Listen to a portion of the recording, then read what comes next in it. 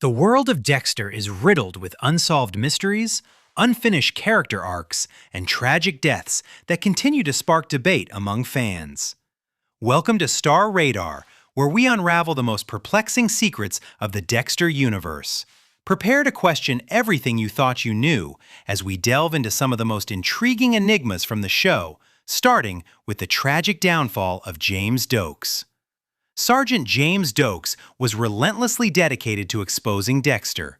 Even before he could gather concrete proof, Doakes sensed something profoundly wrong with Dexter, convinced it was criminal.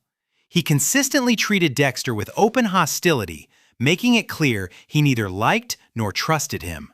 As the ice truck killer investigation intensified, Doakes became certain Dexter had a deeper involvement than he let on. He began tailing Dexter after work and searching his office for clues. Over time, Doakes' overt animosity forced Dexter to retaliate. Their duel began with Dexter making Doakes appear incompetent at work and culminated in Doakes' suspension after he stalked Dexter and physically assaulted him in the office. Doakes was placed on unpaid administrative leave, and an internal affairs investigation into his conduct was launched. It seemed Dexter had finally gained the upper hand, but this would prove to be a grave miscalculation. Doakes was understandably furious about the suspension, and that anger only fueled his determination to uncover Dexter's secrets. The suspension also left him with ample time to dig deeper into whatever Dexter was hiding. He broke into Dexter's house and searched the place so thoroughly that he discovered Dexter's collection of blood slides.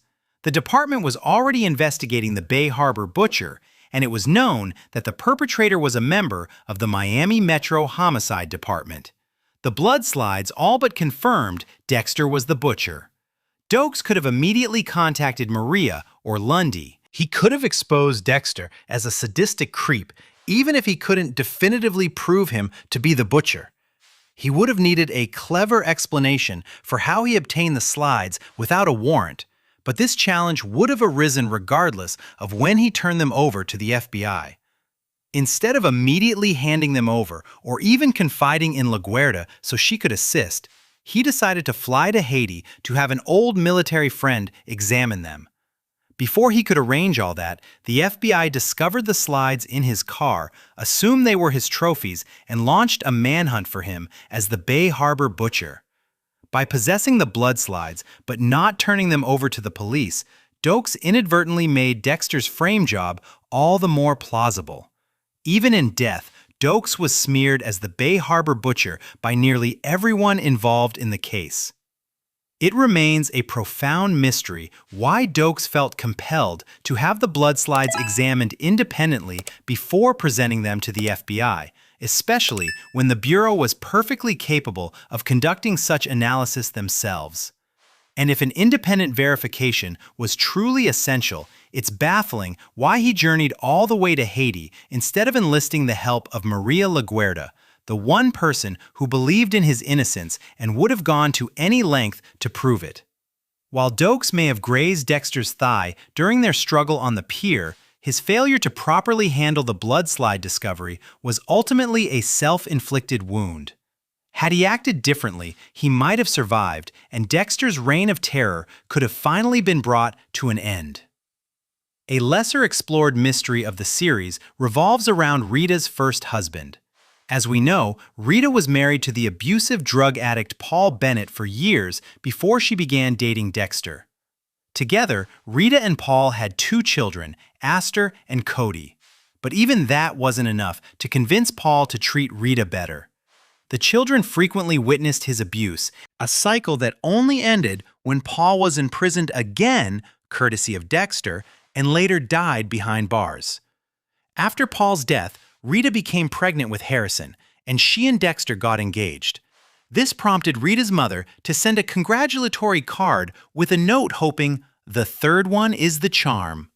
Rita lied to Dexter, attempting to make it seem as if her mother was referring to her third child, the soon-to-be-born Harrison. But Dexter knew she wasn't telling the truth. He couldn't fathom why she would lie about having another husband. Soon, he was conducting background checks to uncover the truth. he discovered that she had been married to a man named John Allen Arian before meeting Paul, a marriage that occurred when she was very young. It still wasn't clear why she lied about it. What was she hiding? Why would she be so ashamed of this marriage? Did she commit a crime while with John? Did she cheat on John with Paul? Is her oldest child, Aster, actually John's daughter, not Paul's? The marriage certificate, shown on screen in Season 3, contains errors in both Rita's and John's birth years, as well as the year they married. Was the document illegitimate in some way? Perhaps forged or deliberately filled out incorrectly to cover something up? The entire storyline simply fades away as Dexter, understanding the desire to keep parts of one's past private, decided to respect Rita's choice. Given his own history, he could certainly empathize with someone wanting to do that. He never told her he knew she lied and never broached the topic again, leaving the mystery to swirl in fan forums forever.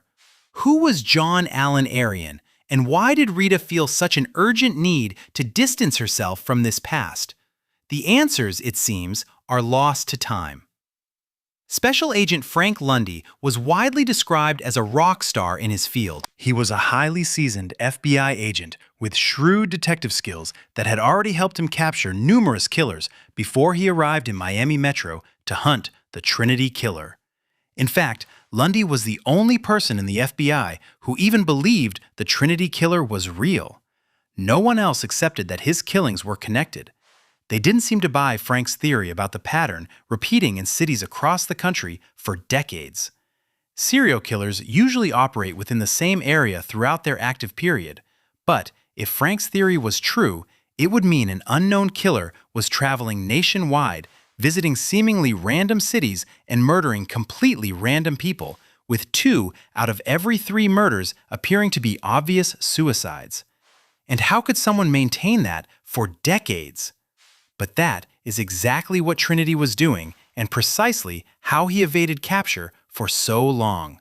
And Frank Lundy knew that. It would have been easy to overlook and incredibly difficult to piece together, but Lundy not only managed to figure out the connections, but also predicted when and where Trinity was likely to strike next. He truly was an impeccable detective, missing only one crucial piece of the puzzle. Trinity's cycle actually involved 4 kills, not 3. Trinity was also responsible for the disappearances of young boys in each of those cities. However, Lundy likely would have uncovered this if he had lived long enough to complete his investigation and bring Arthur Mitchell to justice. One of the clearest indications of Frank Lundy's almost superhuman detective skills is shown when he accidentally bumps into Arthur one day while scoping out what he believed would be the next crime scene. Arthur dropped his keys when they collided, and Lundy stopped him to return them. In that brief moment, he looked into Trinity's eyes and immediately became suspicious. He made an audio note to investigate Arthur later, and just like that, he was 1 degree removed from finally solving hundreds of murders dating back to the 1970s. Lundy's abilities were second to none. Unfortunately, this very brilliance would lead to his death at the hands of Trinity's disturbed daughter, Christine Hill. But remember the case he was working on when he first came to Miami? That's right, he was there to help hunt down the Bay Harbor Butcher. After Dexter's underwater graveyard was discovered by deep-sea divers, the FBI dispatched Lundy to Florida to handle the case. Dexter was an incredibly clean and efficient killer, so physical evidence was scarce. However, there was plenty of circumstantial evidence, like the algae that grew on the bags and bodies of the victims, indicating where the killer likely docked his boat. They were also able to narrow down when the victims were killed based on their differing rates of decomposition and the dates they were last seen alive. This meant that any viable suspect had to be in Miami on specific days. Most importantly, they realized that the killer checked a car out of the department's motor pool to abduct one of the victims before returning it the next day. Even though they didn't have a record of who used the motor pool, Lundy deduced that only a member of the homicide department could have done that, meaning the killer was one of them. He and his task force gathered all of this information in a relatively short time. Knowing the butcher was within the department should have certainly led Lundy directly to Dexter. After all, Lundy only needed one glance at Arthur Mitchell to know he was likely relevant to his Trinity killer investigation. He was constantly around Dexter while hunting the butcher. He even poked and prodded in a way that indicated he might suspect Dexter, but ultimately, he never got that same undeniable sense about him. He seemed to perfectly outline the likely quirks of the butcher, but failed to notice Dexter possessed most of those very traits. He also recognized that Dexter, a highly trained and meticulous blood spatter analyst with a near-perfect track record, just so happened to mess up the blood work on a couple of cases related to the butcher's victims. What a coincidence, right? Lundy pressed Dexter about it and didn't seem to buy his excuse, yet he simply let it go. Finding the blood slides in Doakes' car was damning evidence against Doakes, but Lundy knew that he and Dexter didn't get along, and he knew that for some of the murders, there was no way Doakes could have committed them because he was on special assignment with the military and nowhere near Miami when the victims disappeared. He was willing to look into some of the facts because Maria insisted, but he still never zeroed in on Dexter, the only other person who could have done it and stood to benefit the most by framing and killing Doakes. Given all these inconsistencies, coincidences, and unanswered questions, it's baffling how Special Agent Rockstar Frank Lundy simply packed up and moved on from the case entirely. It's so strange that it has left many fans speculating whether Lundy knew it was Dexter all along, but chose not to catch the butcher because, on some level, he agreed with the elimination of killers, even if it was done outside the law. However, Lundy's untimely death in Season 4 ensures this remains one of the show's perpetually unsolved mysteries. Another tragic death that came too soon in Season 4 was that of Rita Morgan. Lundy wasn't the only one hunting the Trinity killer. Dexter was also very interested in apprehending Trinity and went to elaborate lengths to achieve it. Dexter began following Trinity and then used the alias Kyle Butler to get closer to him during his vetting process. He learned more about Trinity than he expected, discovering he had a family whom he abused and controlled, and that his kill ritual actually involved 4 murders. The first was the kidnapping of a young boy he would later bury alive. Dexter interfered with Trinity's cycle to stop him from killing a young boy, and that exposure infuriated Trinity, setting him on Dexter's trail. After learning Dexter's true identity, Trinity found his real address, broke in, and killed Rita while Dexter was away. Soon after, Dexter finally got Trinity on his kill table, but the damage was already done. Dexter had intended to move his entire family out of the house to protect them while he dealt with Trinity, but fate intervened. He sent Astor and Cody to stay with their grandparents in Orlando for a few days, as they were all set to enjoy a trip to Disney World. As for Rita and Harrison, he tried to send them to the Florida Keys as a late and impromptu honeymoon, planning to join them the next day after he killed Arthur. But Rita forgot her identification and returned home to retrieve it for the airport.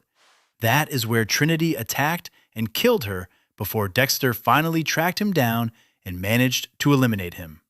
Dexter discovering Rita's body was arguably the most devastating moment of the entire series, and no one saw it coming. But what was almost as difficult to watch was the scene where Dexter broke the news to the children and their grandparents after they returned from Orlando. The children were in utter disbelief at their mother's death, and Astor, consumed by anger, blamed Dexter for failing to keep her safe. Little did she know just how justified her anger truly was. Trinity may have been the killer, but Rita's death was Dexter's fault. Astor no longer wanted to live with Dexter and insisted that she and her brother Cody move in with their grandparents permanently, away from him. They couldn't take Harrison, of course, but Astor's declaration that she wanted to move to Orlando settled the matter for her and Cody. After that episode, Astor and Cody are only ever seen 2 more times for the remainder of the series, including the original run and New Blood. It's as if they simply vanished. Astor was shown to have begun rebelling and drinking at a young age, but this storyline is never revisited or fleshed out. Did she continue to decline? How did Cody adjust to life without his mother? How did they learn about Deb's death? How did they handle it? Did they care that Dexter was pronounced dead after Hurricane Laura? Did they wonder where their brother Harrison was after it was proven that Dexter was actually still alive thanks to Batista correcting all the records? Were they angry with him for faking his death? We know that Harrison ended up all alone when Hannah died in Argentina, and she was much younger than Paul's parents. Did those grandparents live long enough to care for Astor and Cody until they were old enough to move out? Their entire story arc abruptly ends, leaving a void of unanswered questions. Dexter had responsibilities as a stepfather, whether they stayed in Orlando or not, but for some reason, the children never came up again. Not even Deb or Dexter's friends ever mentioned them. Now, with the franchise having evolved significantly, it seems increasingly unlikely that these questions about Astor and Cody will ever be addressed. In the books, they become killers themselves, but as far as the show is concerned, their fates are some of the biggest mysteries it ever created. Hannah McKay's criminal methods were defined by subtlety, patience, and deadly precision. Unlike many killers in Dexter, she had no interest in theatrics or leaving messages. Her killings were executed quietly and were nearly impossible to trace. Her preferred method involved plant-based poisons, allowing her to eliminate partners, controlling figures, and perceived threats without leaving any obvious signs of foul play. Hannah's deep knowledge of toxic plants meant she could calibrate exact doses and manipulate her victims' symptoms by selecting poisons that mimicked natural causes or medical complications. She rarely acted impulsively. Instead, she observed, bonded with her targets, and struck when suspicion was least likely. Her modus operandi hinged on her ability to appear unassuming. She disarmed people with charm and feigned vulnerability, making her attacks look like random, inevitable accidents rather than cold-blooded murder. This precision was fully on display during her audacious escape from custody. Facing a new murder charge for the death of Sal Price, Hannah knew that brute force would not secure her freedom. She hated the confinement of prison with a passion, so much so that she told Dexter she would have preferred he kill her than turn her in. So, she deployed one of the only tools she fully controlled, her mastery of toxins. By ingesting a carefully measured compound, she self-induced a seizure severe enough to trigger a medical emergency that would divert her to a hospital, but mild enough not to cause her any long-term harm. The plan worked flawlessly. The guards, untrained to question medical episodes, treated her as a patient instead of a prisoner. Once transferred to the hospital, where security was looser and procedures more chaotic, Hannah escaped her handcuffs and got away. It was a textbook example of her modus operandi. She used non-lethal drugs, mind tricks, and perfect timing to slip through the cracks unnoticed. After escaping to Argentina with Harrison, Hannah lived a life strictly under the radar, a necessity to avoid rearrest and prosecution for her crimes. But 10 years later, Harrison revealed that she died of pancreatic cancer, leaving him effectively orphaned. On the surface, it was a tragic but plausible end. After all, pancreatic cancer is highly aggressive and difficult to detect early. But the circumstances contained enough ambiguity to raise the possibility that Hannah staged her own death to disappear permanently.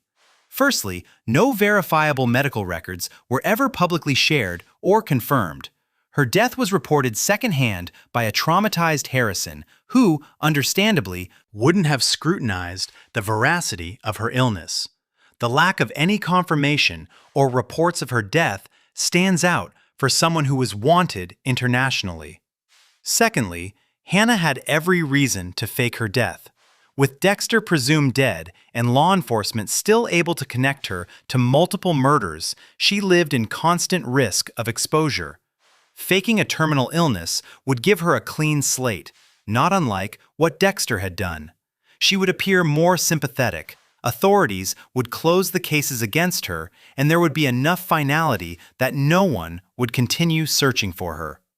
Lastly, disappearing via a medical death aligns perfectly with her skill set. Again, Hannah understood how to manipulate symptoms and toxins perfectly, and she could easily have used slow-acting compounds to mimic the physical decline that comes from cancer, things like weight loss, jaundice, fatigue, and more, while keeping herself alive by never overdosing. And she is no stranger to manipulating people and even the system more broadly. She could have bribed or tricked local officials to quietly produce a convincing death certificate if necessary. Whether Hannah truly succumbed to pancreatic cancer in Argentina or merely slipped into a new identity remains unclear. Given her perilous past and the fact that her death occurred off-screen, it carries the weight of numerous unanswered questions, easily lending itself to the possibility of yet another clever ruse to secure her freedom at any cost. The fact is that Hannah has the incredibly useful ability to use nature itself to erase her tracks, possibly in more ways than one. Harry Morgan's death has long been framed as a tragic suicide driven by guilt. However, the actual circumstances are a bit murkier. Several details across the Dexter universe suggest that Harry's death may not have been self-inflicted at all. In fact, there are some pretty compelling reasons to consider that Harry might have been murdered. And the one suspect that stands out above the rest is the monster he helped create himself, Brian Moser. The official narrative is straightforward. After witnessing Dexter's first kill, Harry was overwhelmed by the monster he had helped create and tragically overdosed on his heart medication. It's a clean, tragic, and narratively convenient explanation. Yet, the deeper one investigates, the more the pieces refuse to align. Harry had dedicated his entire adult life to protecting Dexter and Deb, establishing a moral structure that, however flawed, he believed would keep them safe. For Harry to abruptly abandon his children through suicide feels inconsistent with his lifelong pattern of feeling responsible for them. Even when morally compromised, Harry was fiercely loyal, and he rarely walked away from things he felt obligated to take care of. If anything, discovering Dexter's kill would have pushed Harry even deeper into his protective role, not completely out of it in the worst way. That brings us to Brian Moser, Dexter's biological brother and a man with a deep, festering hatred for Harry Morgan. Brian blamed Harry for separating him from his brother after the shipping container tragedy. He knew that Harry was having an affair with his mother while she worked for the police as a confidential informant. He hated Harry for leaving him to rot in the foster system while Dexter was raised in a loving home. That resentment shaped Brian's entire worldview, fueling his obsession with Dexter. Most importantly, it positioned Harry as the root of his lifelong suffering. Brian had killed for far less, possessing ample motive to eliminate Harry. But the biggest clue that he may have been responsible for Harry's death is that we know he had a perfected method to get away with it. Brian Moser knew exactly how to make his murders resemble natural deaths. He almost certainly killed Joe Driscoll, the man known to be Dexter's biological father.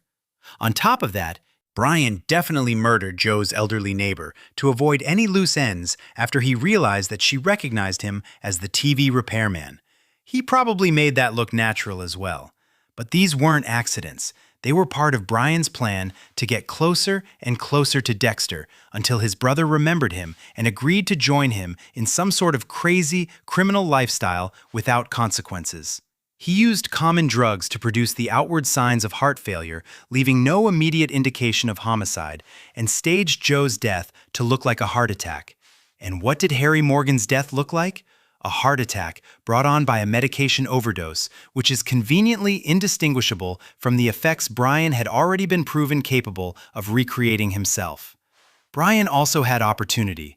After Brian killed the social worker who placed him in the foster system and got away with it, Harry thought he had gotten Brian to back off of him and his family for Dexter's sake. But given the fact that Brian was unhinged and hated Harry's connection to Dexter and definitely wanted revenge against the man who tore his family apart, this would have been the perfect way to strike. If Harry's death didn't look like an accident and Dexter ever found out that he was responsible, Brian knew that he would never forgive him. But Harry needed to be removed if Brian was ever to truly manipulate Dexter into abandoning his code and embracing the dark side. Brian's determined and surgical approach to getting what he wanted makes it entirely possible that he orchestrated Harry's death to appear self-inflicted, knowing how easily authorities would accept the suicide narrative. This doesn't confirm that Brian murdered Harry, but the combination of his hatred, his severe and untreated mental illnesses, and the death patterns he replicated in other parts of his plan make it seem more and more likely. Add in the inconsistency of Harry's personality, allowing him to abandon his children, and it all makes Harry's suicide appear far less certain than the show initially suggests. Harry may not have taken his own life. He may have been silenced by the very monster he forgot he even made. But for now, it's all still shrouded in mystery. Perhaps future installments of the Dexter franchise will finally put some of these mysteries to rest. But for now, they continue to leave us as stumped as we are hooked. Are there any mysteries we missed? Drop your questions and theories in the comments.